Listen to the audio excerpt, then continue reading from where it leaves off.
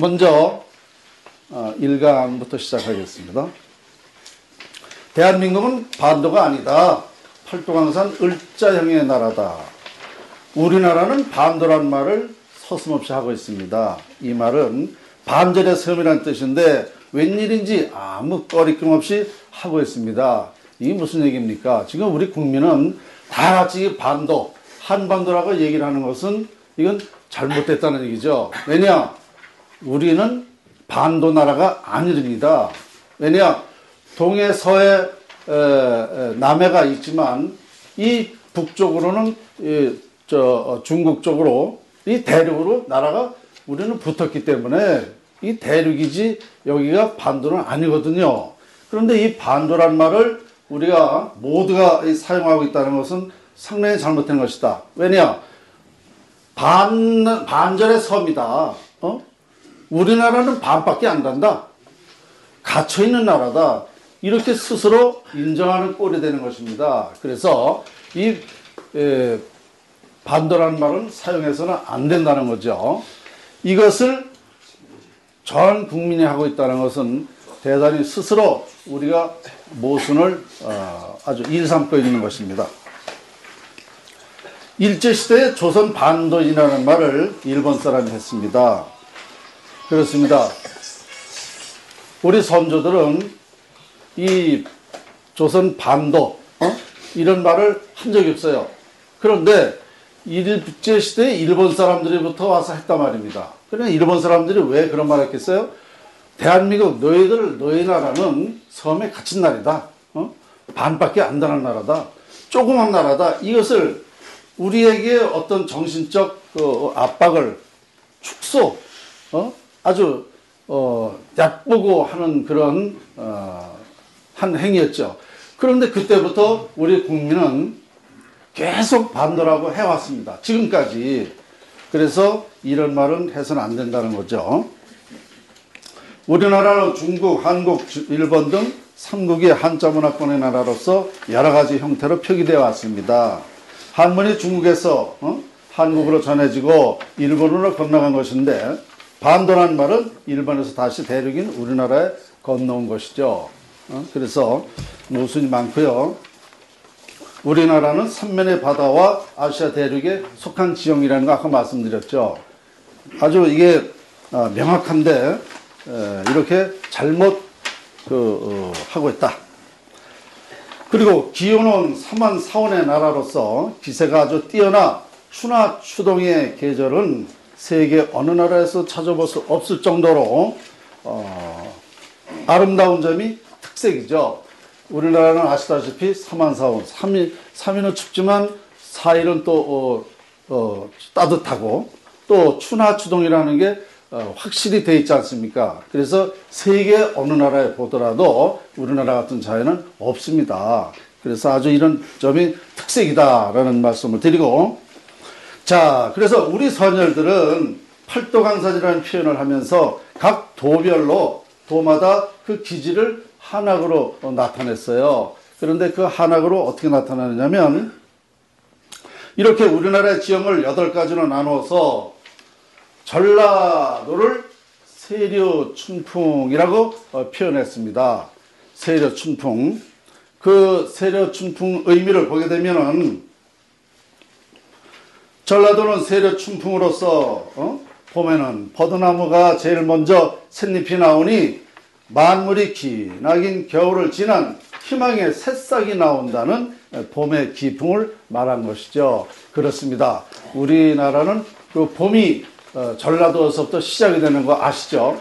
그럼 왜 봄이 전라도에서 시작되느냐? 해가 어디서 떠요? 동쪽에서 뜹니다. 해가 뜰 때는 햇기가 약하지만 한참 떠오를 때, 남쪽으로 떠오를 때는 햇기가 강하게 되죠. 그래서 햇기가 강하게 받게 되니까 봄이 거기서부터 시작이 되는 거죠. 그래서 이 봄이 시작될 때는 버드나무 잎이 나오고, 그리고 개나리 진달래 만발해 이렇게 개나리 진달래가 피면서 이 북쪽으로 이 봄이 올라오는 것입니다. 그리고 우리나라는 아시다시피 이 봄은 전라도에서 올라오지만 또 가을은 이 북쪽에서 내려가죠. 이 찬 공기가 너무 가을 되면 강하기 때문에 이 가을은 내려가는 것입니다. 여러분 저기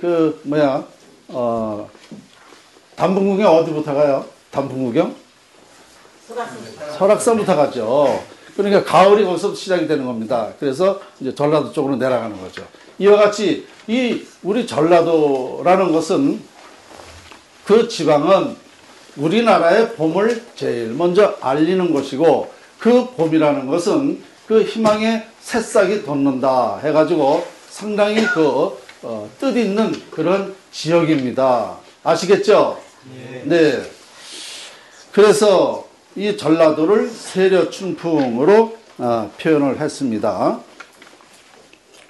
혹시 고향이 전라도신 분? 네. 두 분? 세 분, 네 분. 어유 많이 계시네요. 예. 전라도, 자부심이 느껴지시죠? 아유, 전라도가 아주 귀중한 곳입니다. 네. 다음은 충청도를 보겠습니다. 충청도는 청풍명월이라고 표현이 됐습니다. 청풍명월.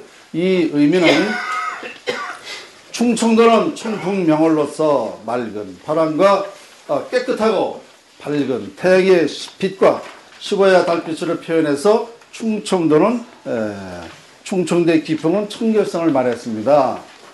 자, 여기서 밝은 태양도 좋지만 시보야 달빛, 시보야 달빛이라는 표현이 저는 아주 참 감동적입니다. 이 달도 말이죠.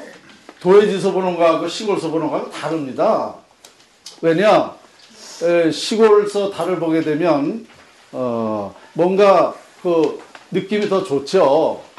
그러니까 시골도 이 충청도 조용한 시골 밤 야밤에 떠오르는 달을 보게 되면 감동이 느껴지죠. 우리가 새해 되면 1월 1일 되면 해맞이를 어디로 갑니까? 동해안으로 하지 않습니까? 왜 그래요? 떠오르는 해를 좀 느껴보려고 그리로 가는 거죠. 이와 같이 보는 곳마다 그 의미가 다르기 때문에 이 충청도는 시보야 달빛으로, 그래서 청풍명월로 표현이 됐습니다. 그리고 충청도 하면 또 뭐가 생각납니까? 충청도는 양반이라고 옛날부터 이렇게 불려왔지 않습니까? 양반은 점잖으시고 뭔가 누구한테 한 수 가르쳐 줄 수 있고 뭘 좀 하나 배울 수 있을까? 또 뭔가 그런 분들은 뭐 나쁜 짓을 한다든가 이런 걸 전혀 생각을 안 하죠. 그래서 아주 깨끗한 청결성을 표현했습니다. 그래서 예로부터 이런 말이 있습니다. 양반은 비가 와도 뛰질 않는다 그래요. 그래서 저는 이제 농담을 한번 한다면 이 뒤에서 총질이라도 안 뛸까 이런 생각이 납니다. 네. 자, 충청도에서 오신 분 손 들어보세요. 두 분, 세 분, 네 분, 다섯 분, 여섯 분. 네. 어떻게 충청도 표현 괜찮습니까? 네. 괜찮아요? 네. 예, 감사합니다. 다음은 경기도를 보겠습니다. 경기도는 경중 선인으로 표현이 됐습니다. 그 뜻을 한번 보시겠습니다. 경기도는 경중 선인으로서 거울 한가운데 빛이 선인이라고 말하여 정직의 기질을 표현했습니다. 그렇습니다. 이 경기도는 왜 이 정직을 표현했느냐? 경기도는 산이 많지 않습니다. 있어야 야산이죠. 야산이다 보니까 멀리도 볼 수 있는 거예요. 멀리 본다는 거는 나를 보는 듯한, 거울을 보는 듯한 정직하다. 이런 표현이 되겠습니다. 그래서 이 경기도 분들은 이와 같이 정직하다 이렇게 표현이 됐는데요. 저도 경기도 사람입니다. 경기도 사람인데요. 지난번에 저기 병원에 가가지고요. 제가 엑스레이 검사부터 내장까지 전부 다 검사를 했는데 절 보고 그러더라고요. 속까지 깨끗하다고. 경기도 사람이라 그런 말 들었습니다.